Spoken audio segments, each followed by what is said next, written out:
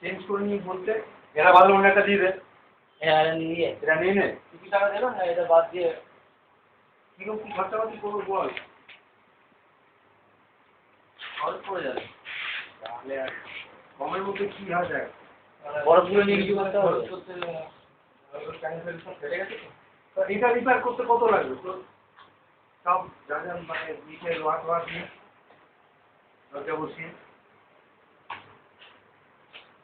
Repair করতে গেলে মোটামুটি 2000 টাকা মতো খরচ পড়ে যাবে। আর তুই যে বলছিস পাল্টাপাল্টি করে নিতে পাল্টাপাল্টি করলে আপনি 2200 টাকা দেবেন, এটা নিয়ে নাও।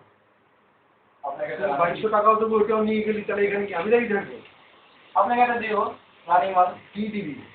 একটা পিস দিয়ে যাবো। আর আমার 1500 টাকা সস্তা হচ্ছে না?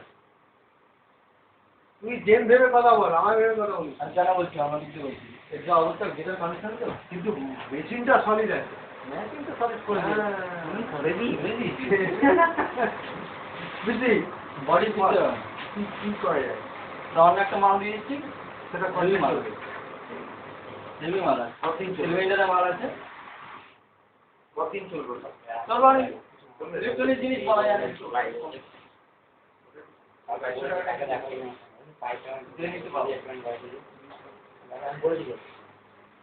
কি করবো বল না? কি বলবে? বলছে এটাও দিয়ে দিন, 2000 টাকা দিয়ে দিন।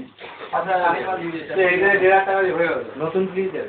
নতুন ফ্রিজ এটা সমস্যা দিবি তো? হ্যাঁ ওইটাকে নিয়ে এটা বসিয়ে তাহলে মালগুলি কি হবে? হ্যাঁ যেদিনকে আসবে ওটা নিয়ে আসবে। একই ভ্যানে কাজ হয়ে যাবে। এই নতুন নিবি? হ্যাঁ দিন ভাড়াটা একটা ফ্রিজ গিফট করতে হয়। ব্যবসা তো বড়। আচ্ছা কৃষ্ণ, কৃষ্ণ, 1500 টাকা দিয়ে কৃষ্ণ? তাহলে 25 তারিখে দিচ্ছি।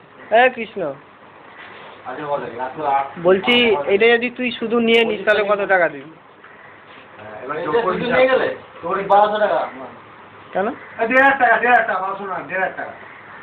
1000 টাকা কি খরচ দিতে আছে? তুই থাম না, 1500 টাকা। এবার তোর হিসাব এগো, আগে এগো। এখন এমনি এরকম ধরুন এরকম ছোট ফ্রিজ নতুন কিরকম দামে পাওয়া যায়? 7000। সেই ভিডিও বানাতে হবে। আরে তোর আমার তো ইনজেকশন থাকে, আমি কি 100 টাকাও খাই? যেটা ভালো এখন কিন্তু মানে ফ্রিজের দাম কিন্তু কমেছে, একটু খোঁজ নিতে পারেন। 7000। ফ্রিজের দাম কমেনি।